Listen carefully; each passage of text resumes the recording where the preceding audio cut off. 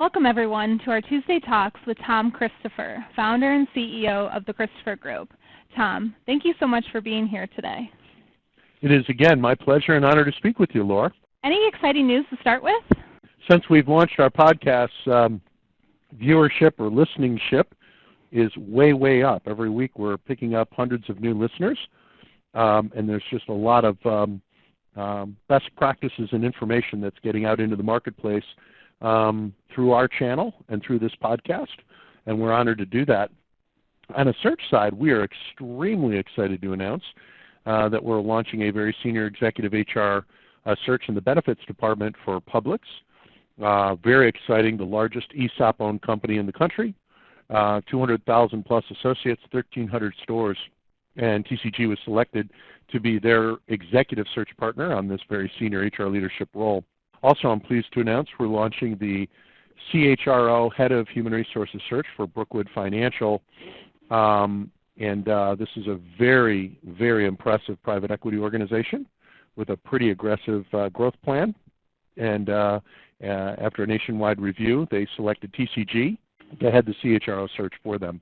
So very excited about these two very big searches that were brought in last week, in addition to several other searches that we're launching.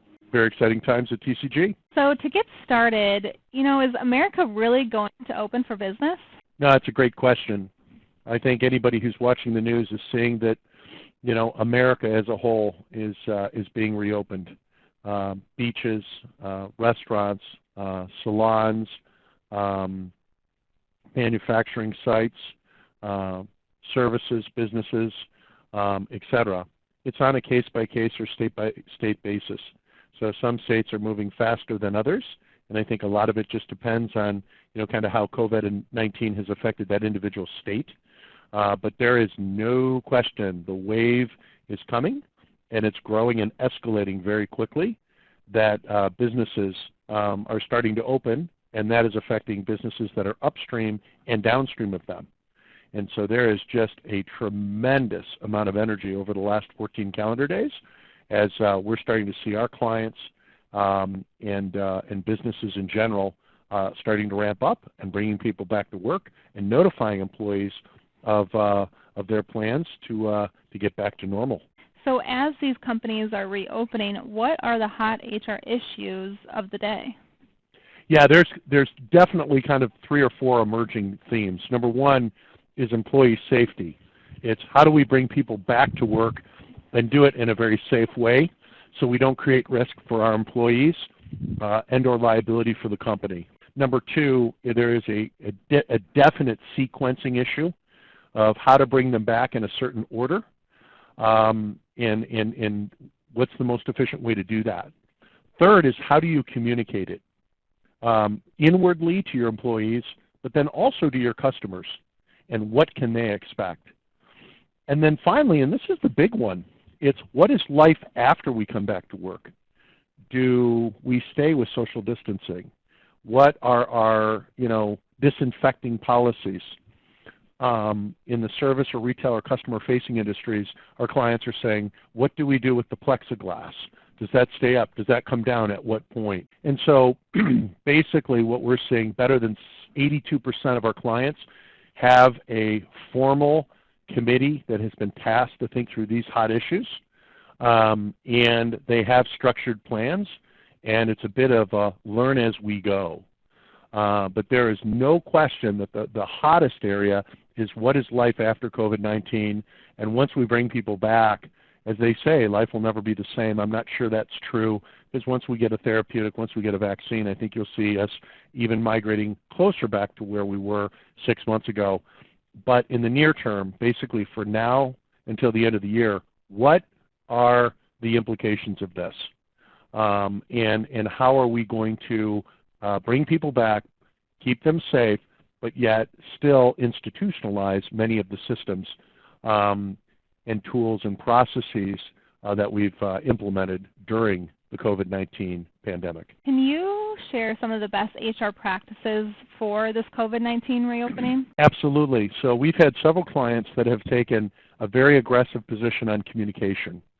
And whether that's a weekly podcast, in some cases a televised interview with the COVID-19 leadership team or the CEO. The first best practice that we've seen is weekly communication about what does this mean to the business, how are we enduring, what is our financial stability, what's our survive and thrive strategy, and again, from the most senior members of the organization, communicated via using the internet and technology, whether again it's podcasts or actual video interviews. So weekly town hall meetings with employees, and many of our clients have now included their families and invited the families into the process so they feel part of something bigger. Really, really powerful. Another best practice that we've seen is the engagement with medical professionals.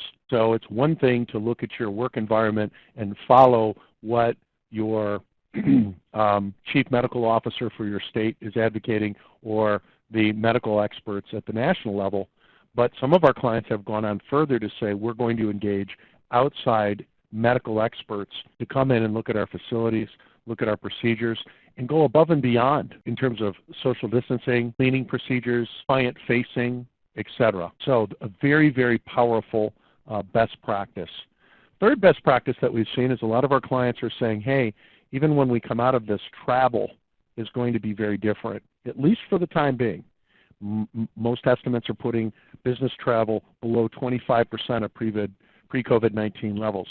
And so they're now starting to put in place mechanisms that they can go to a more virtual relationship with their vendors and providers, as well as with their customers.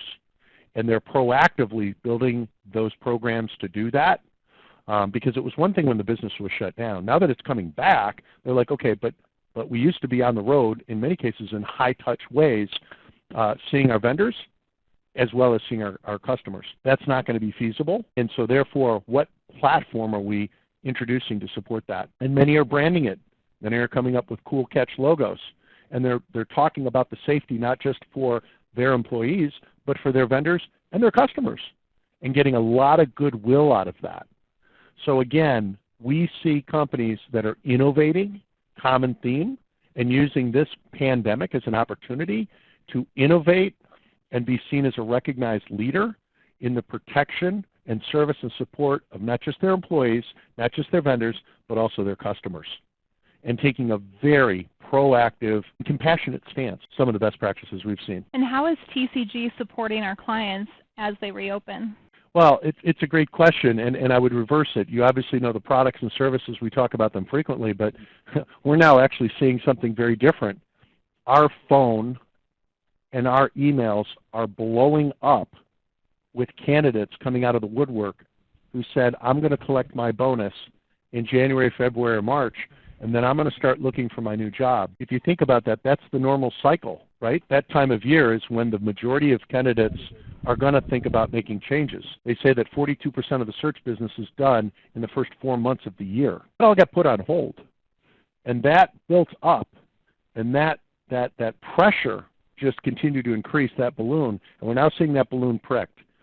And literally our phone, our emails are getting overloaded with candidate resumes and search commencement requests.